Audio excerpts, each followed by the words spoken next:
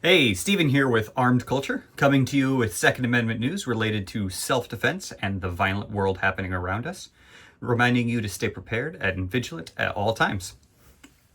Today we have a story that really exemplifies the need for all of us, including the most vulnerable and those protecting those that are most vulnerable, to be armed and ready at all times. So this is a fatal shooting that may have been domestic violence related, police say.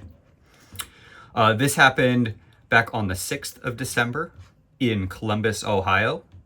Police were called to a apartment around 4:48 p.m. And found a man, Gerald Jackson, suffering from a gunshot wound, rushed him to the hospital where he was pronounced deceased at 5:28 p.m., so about a half hour after the police were called. An adult female identified herself and said that she shot the man in self-defense. He threatened her, and she felt that her life was at danger and cooperated with the detectives, and is currently it is under investigation. But this woman, she said she was threatened, and she defended herself with a firearm, really creating that equalization effect that is the best thing about the Second Amendment. It allows everybody to have as close to the same ability to neutralize any threats to them around them. You could be the smallest person to the tallest person and still wield the same amount of firepower, of course, within reason.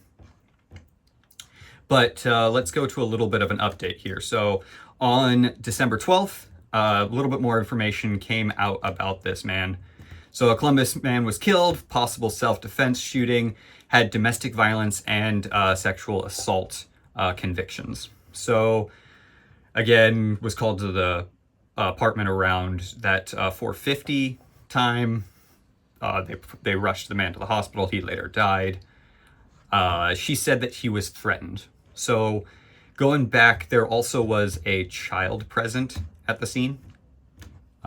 So she definitely had a little bit more of a higher responsibility to protect against any sort of threats, at least in her, I would imagine, perceived mind. But if we go back to what this Mr. Jackson was previously convicted for, in 2004 and 2005 was convicted of sexual conduct with a 12-year-old.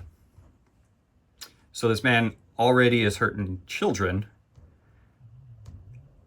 but was released early, and this is the best part, violated it and got sent back. So habitually is not necessarily doing the right thing, but also in 2003 was convicted of domestic violence. So not only are they already hurting people around them, they're hurting the most vulnerable of those around us. He had a 30-day jail sentence and was ordered to attend anger management. In 2021, he was convicted of engaging in prostitution with an undercover police officer, where he gave her $20 in exchange for sexual acts. So he also forgot or failed to register his new address in 2017 with the Sexual Offenders Registry, and may have been within 1,000 feet of a school, but that charge was later dismissed by the prosecutor. But, you know, this man, he's dead now. So due to possibly threatening somebody, and he already has a history of threatening, there was also a child involved, and he also has an ongoing custody dispute with a woman, a separate woman than the one in this story, for at least 2 children. And that was was set to be finished or concluded or in February of next year. So now that might be a little bit easier for everything going on. But this woman had a child with her, felt threatened by someone who already has done indescribable harm to society, and took action. I personally find this one to be fairly self-explanatory. Of course, something could come out, maybe a video showing that he actually wasn't doing anything at the time. But she says that he was threatening to him, and he's already been convicted and has documented proof of doing this exact same thing to many people within his life. So evidence were, Occam's razor would state that most likely the allegations are true, that the lady did defend herself.